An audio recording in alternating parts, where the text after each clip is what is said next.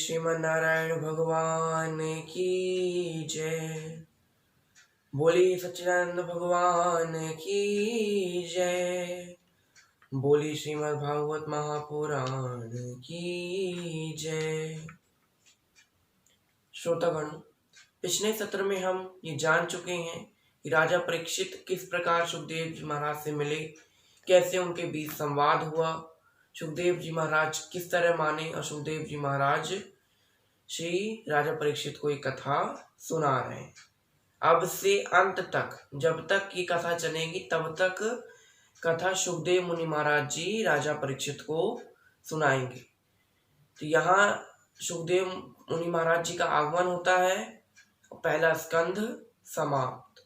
दूसरे स्कंध की कौन कौन सी कथाएं हैं उनको एक संक्षिप्त रूप में, बिल्कुल केवल नाम बताऊंगा मैं। अगर अगले सत्रों में समय मिला तो हम उसके थोड़ा सा विस्तार जानेंगे। भगवान के विराट स्वरूप का वर्णन, उनके विराट स्वरूप में क्या क्या समाहित है, क्या क्या नहीं समाहित है, उनके हर अंग क्या क्या हैं, ये सब बताया गया। फिर भगवान के सूक्ष्म अवतार और विस्तृत अवतार का वर्णन बताया गया है। इसके बाद कामनाओं के अनुसार, जैसी कामना वैसे देवता की पूजा करनी, उस हिसाब से देवताओं की उपासना की विधि बताई गई। फिर है सृष्टि का वर्णन, ब्रह्मा जी ने सृष्टि की रचना की, कैसे की। उसके बाद विराट स्वरूप की विभूतियों का वर्णन किया गया है।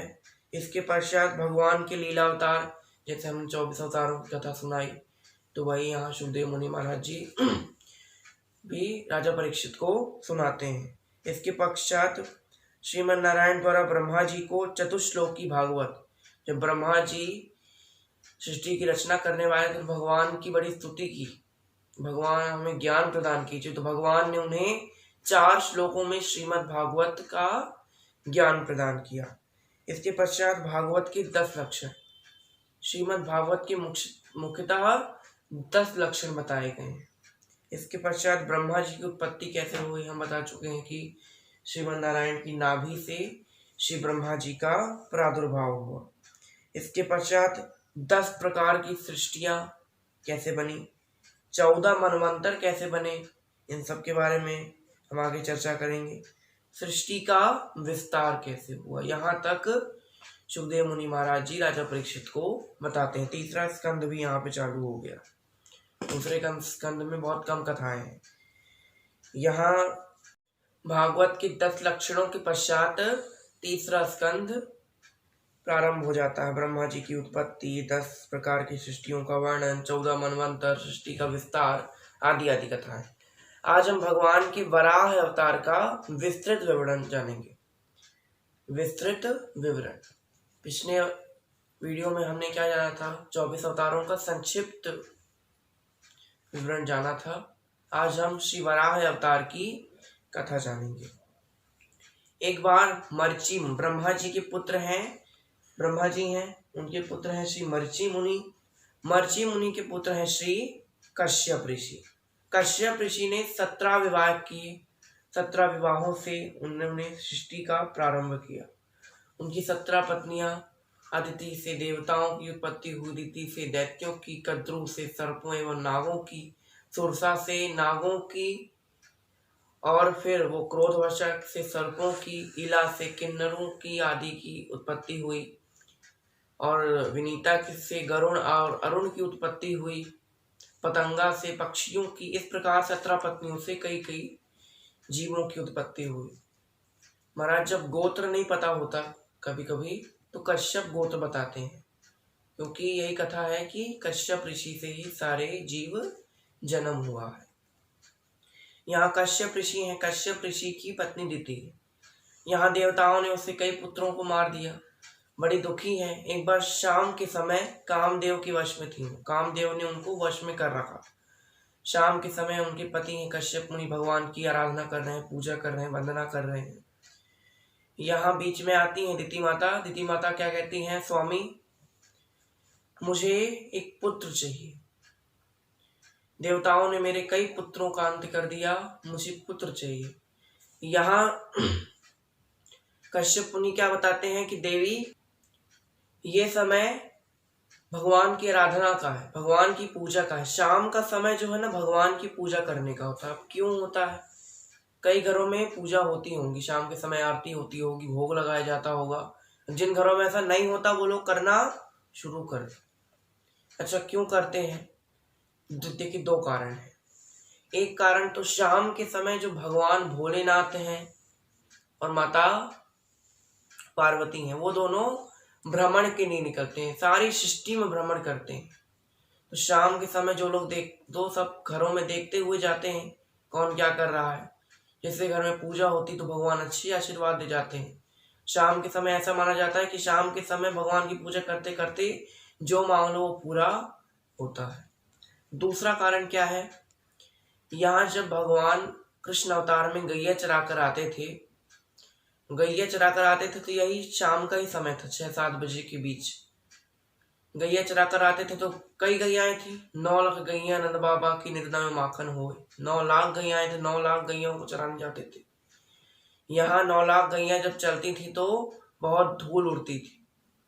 तो इस समय धूल उड़ा करती थी, इसलिए इस समय को गोधूली बेला भी कहा जाता है, गौ के चरणों से उड़ने वाली धूल का समय। तो इस समय फिर जब भगवान घर आते थे तो यशोदा मैया उनकी आरती उतारती थी, उनको भोजन कराती थी। इसलिए हम लोग ये करते हैं कि आरती करते हैं और भोग लगाते हैं।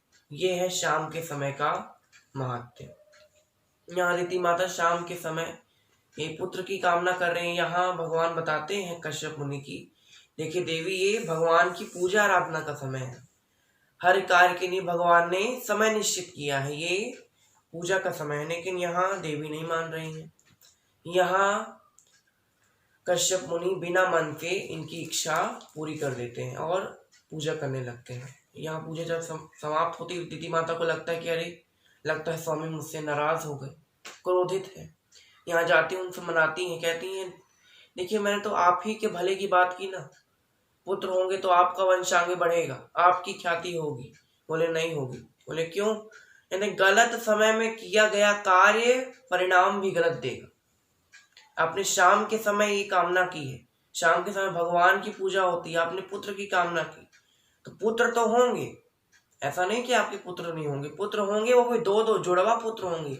लेकिन बड़े बड़े राक्षस, बड़े दुष्ट, बड़े बड़े राक्षसों में उनका नाम लिया जाएगा।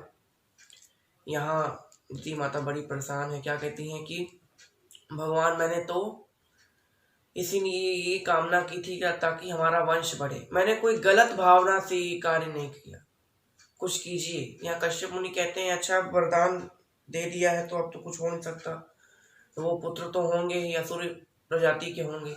लेकिन जो पौत्र होगा ना, वो भगवान का बड़ा भक्त होगा, बड़े बड़े भक्तों में उनका नाम लिया जाएगा। कौन है वो? श्री प्रहलाद जी।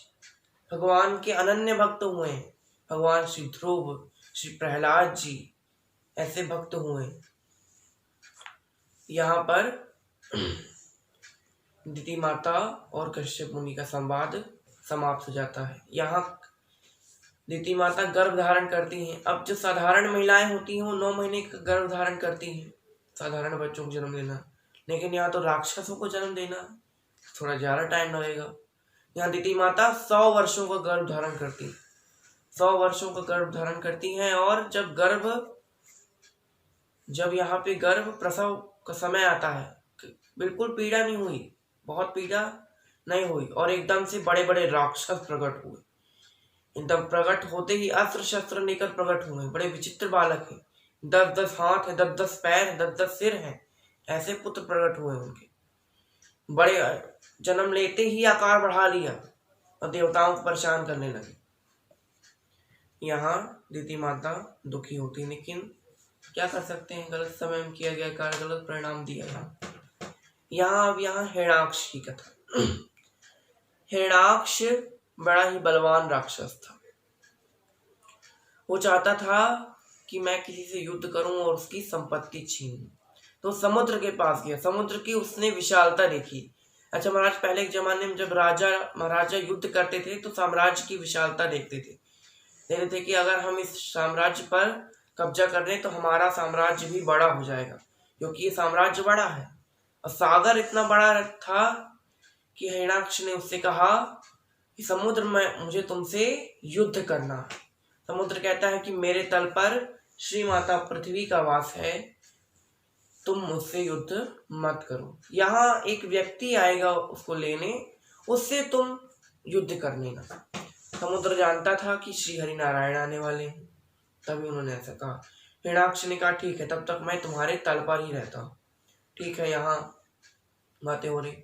यहाँ ब्रह्मा जी सृष्टि की रचना कर रहे हैं, लेकिन रचना करके कोई स्थान चाहिए ना रखने के लिए। तो पृथ्वी तो समुद्र के नीचे है, तो भगवान की प्रार्थना करते हैं कि भगवान कुछ कीजिए। तो उनकी नासिका से, उनकी नाक से भगवान श्री अंगूठे के बराबर भगवान श्री वराह का प्रादुर्भाव होता है। भगवान वराह ब्रह्मा जी का आवेदन स्वीकार करते हैं। यहाँ समुद्र में जाते हैं, समुद्र से पृथ्वी को निकालने ही चाह रहे हैं, हिरण्याक्ष बीच में आ जाता है। हिरण्याक्ष कहता है रुको, अगर तुम्हें पृथ्वी को लेकर जाना है तो पहले मुझसे युद्ध करना पड़ेगा। यहाँ भगवान अब युद्ध के लिए तैयार हो जाते हैं।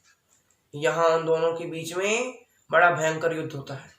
तो यहाँ हिरण्याक्ष को भगवान मार देते हैं, उनका अंत कर देते हैं। हिरण्याक्ष वैकुंठ लोक को चला जाता है। वैकुंठ लोक को क्यों गया? भगवान के द्वारा भाई अंत हुआ। भगवान जिसको मारते हैं वो अपने लोक में ले जाते हैं। यहाँ देवता बड़े प्रसन्न हैं, भगवान की स्तुति करते हैं। क्या कहते हैं देवता? धरणी उबारी सिंधु से, जय श्री हरि जगभूप। वध कीनो हिरण्याक्ष को, धर वराह को रूप। ओम श्री नारायण नारायण, जय वराह अवतार हरे। जय जय वराह अवतार हरे। दुख हार हरे, सुखकार हरे। जय करुणा सिंधु अपार हरे।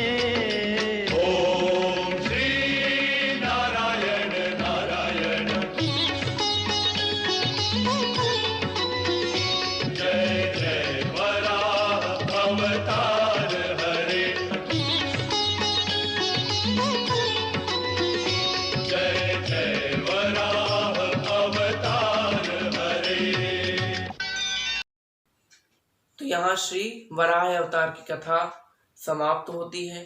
आज के लिए बस इतना ही। आप सभी का बहुत बहुत धन्यवाद। श्री भागवत भगवान की है आरती, पापियों को पाप से है तारती। भागवत भगवान की है आरती, पापियों को पाप से है तारती। पापियों को पाप से है तारती।